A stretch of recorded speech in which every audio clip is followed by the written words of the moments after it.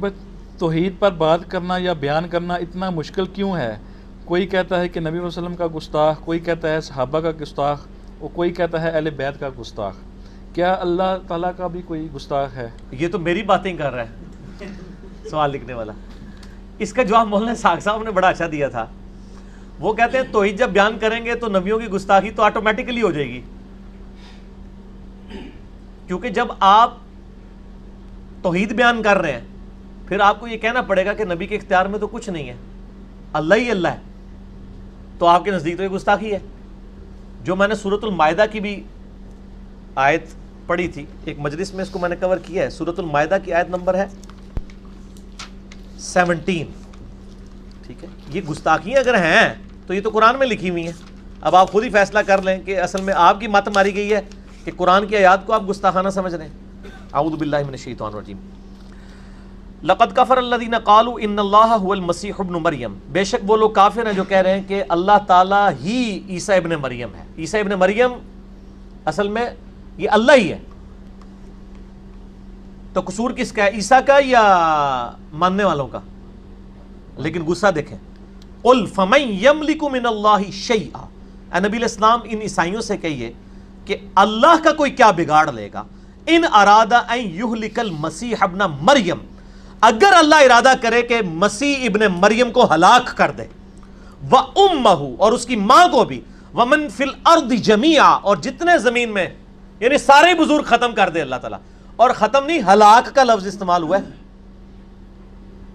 یخلق ما یشاء، اللہ تعالیٰ جو چاہتا ہے پیدا فرماتا ہے، واللہ علی کل شیء قدیر، اور اللہ تعالیٰ ہر چیز پر قدرت رکھتا ہے۔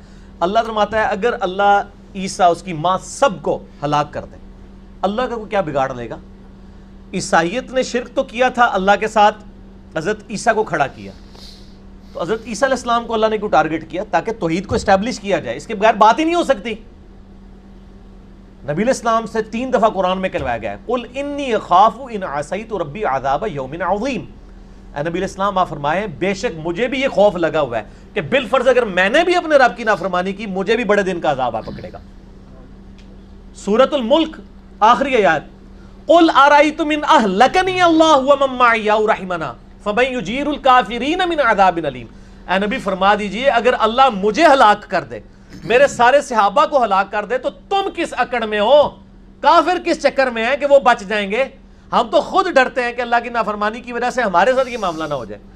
اے سر کتاب و سنت والا خدا ہے، انڈیا پاکستان بنگلہ دیش والا خدا کوئی اور ہے، ٹھیک ہے؟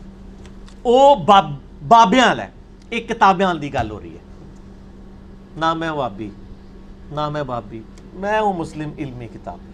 ذرا مسکینوں کی طرح بھی کبھی کہنا چاہیے نا، وہ کہنا نا ایک بار جھوم کے کہہ دو، آہستہ کہہ دو، یوں کر کے کہہ دو، ایک بار مسکینوں کی طرح بھی کہہ دو کہ نہ میں وابی نہ میں بابی، میں ہوں مسلم علمی کتابی، منو مسلمان رہن دو۔ علی بھائی اگر کسی کی موت اس حالت میں ہوئی ہو کہ اس نے فرض نماز اور روزہ نہ رکھا ہو یا کوتاہی کی ہو، لیکن اللہ کے سوا کسی کو شریک نہ ٹھہرایا، تو کیا اس کی بخشش ہوگی؟ اور اگر وہ تو شرک کر کے مرا ہے، اور کیا ان کی اولاد کی دعا یا صالح ثواب وہ دعا شعا کرتے رہے، وہ اللہ کا اور بندے کا معاملہ ہے، باقی شرک تو اس نے کیا ہے۔ صحیح مسلم میں 246 نمبر حدیث ہے کہ بندے کے شرک اور ایمان، کفر اور ایمان کے درمیان فرق ہی نماز ہے۔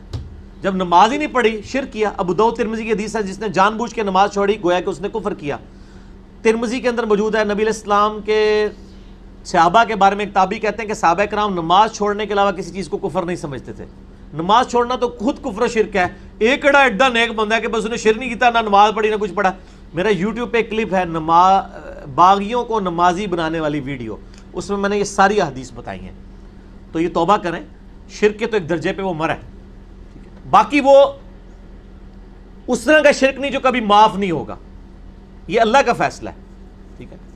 اللہ تعالیٰ چاہے تو کلمہ گو مشرک کو بھی معاف کر سکتا ہے، یہ اس کا معاملہ ہے، لیکن ہم یہ کہیں گے اس کے لیے دعا کریں اور اس کو مرنے سے پہلے توبہ کروائیں، ٹھیک ہوگا جی؟ بجائے کہ تسی میتھمیٹکس جو ہے نا حساب کتاب کرنا شروع کرتا ہے، یہ نہ کرو، ٹھیک ہوگا؟